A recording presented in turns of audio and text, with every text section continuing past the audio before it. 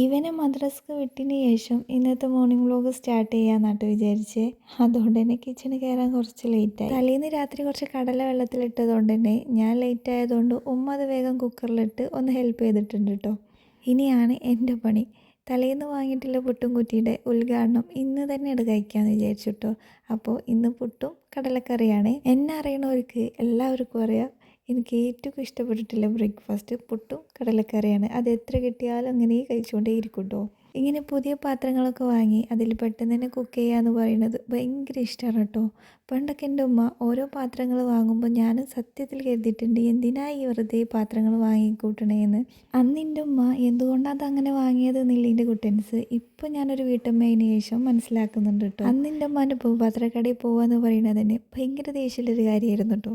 ആ ദേഷ്യം ഇപ്പോൾ എൻ്റെ ഹസ്ബൻഡിനാണ്. എന്നെയും കൂട്ടി കടയിൽ പോകുക എന്ന് പറയുന്നതിന് ദേഷ്യമാണ്. വീട്ടിൽ നിന്ന് ഇറങ്ങുമ്പോൾ ഒരു ലിസ്റ്റാണെങ്കിൽ കടയിൽ എത്തിക്കഴിഞ്ഞാൽ വേറെ ലിസ്റ്റും കൂടി കൂടും കേട്ടോ. എന്തായാലും കടയിൽ നിന്ന് ഇറങ്ങുന്നതിന് മുമ്പ് ഇനി അടുത്തത് എന്ത് വാങ്ങണമെന്നില്ലേ ഒരു ലിസ്റ്റ് എൻ്റെ മനസ്സിലുണ്ടാവുകയെ. എൻ്റെ തള്ളിൻ്റെ ഇടയിൽ കൂടെ പൊട്ടും തള്ളിയിട്ട് കടലക്കറിയും അതും റെഡി ആയിട്ടുണ്ട് കേട്ടോ.